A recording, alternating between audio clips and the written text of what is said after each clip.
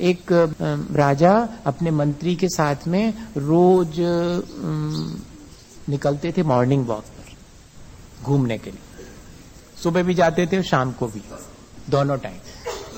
अब वो एक दुकान के सामने से निकलते थे तो उनके मन में पता नहीं बहुत बेचैनी होने लगती थी। और वो इतने बढ़िया दुकान थी, चंदन बेचने वाले की दुकान थी, बड़ा साहूकार था वो चंदन बेचने। उसकी दुकान के सामने से निकलते तो राजा के मन में और बड़ी बेचैनी होती कि इस दुकानदार को पकड़वा करके जेल भिजवा दूं, और जेल क्या भिजवा दूं, इसको तो फांसी दे दूं। अरे बात ना बात कुछ भी, जबरदस्ती का कोई लेना देना नहीं। और मन में ऐसा विचार, ये हमारे भीतर उठते कैसे हैं ऐसे भाव, जबकि हमने नहीं सोचा, फिर भी द्वेष का भाव, फिर भी राग का भाव। कुछ तो पुराने संस्कार और कुछ एक दूसरे का प्रभाव। हाँ, एक संसार में अपने को एक दूसरे के प्रभाव से बचाए रखना।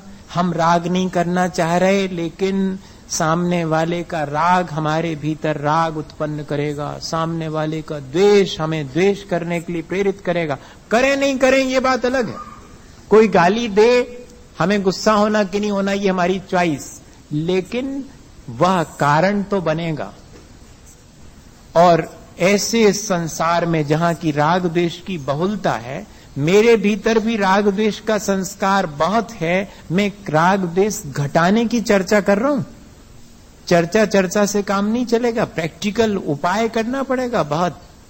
और वही उपाय हम देख लें। अब मन में विचार आना शुरू हुआ। मंत्री जी से कहा कि मंत्री जी बात क्या है, मैं किसी सबसे छुपा सकता हूं, आपसे नहीं छुपा सकता हूं। आप मेरे सलाहकार हैं, सलाह दें और पता करें कि ऐसा क्या बात है। मैं जब भी इस दुकान के सामने से निकलता हूं, चंदन की सुगंध तो आती है, पर मन में विचार आता है कि इसको मैं और फांसी तक दिलवा दूं, पता नहीं क्या बात है। मंत्री जी ने कहा कि ऐसा हो ही नहीं सकता, आपके भीतर कोई भाव आया है तो जरूर कोई ना कोई बात होगी, मैं पता करूं। और मंत्री जी ने पता कर लिया। और पता करने के बाद राजा से तो कुछ नहीं कहा। कहा राजन एक आज्ञा दें, कोष में से मुझे कुछ पैसे दिलवा दें। काहे के लिए चाहिए कोष में से पैसे? राजन मैं कुछ चंदन खरीदना चाहता हूं। खरीद लो, उसमें क्या है। और दुकानदार के पास जाकर के जितना उसका चंदन था सारा खरीद लिया मंत्री जी ने और भेज दिया राजा के पास, रखवा दिया स्टोर में। अगले दिन से राजा निकलते हैं। अब लेकिन उनके मन में ऐसा कोई भाव नहीं आता। अब तो उनके मन में आता है कि कितना बढ़िया है ये सेठ। अरे कोई बात नहीं हुई, कुछ दिन पहले ऐसा विचार आता था, आज ऐसा आने लगा। मेरे अंदर उठने वाले राग द्वेष के परिणामों पर मेरा भी बस नहीं है। ऐसा भी है संसार में। अब मंत्री जी से कहा कि मंत्री जी बात क्या हुई, आपने ऐसा क्या जादू कर दिया? बोले राजन जानना चाहेंगे?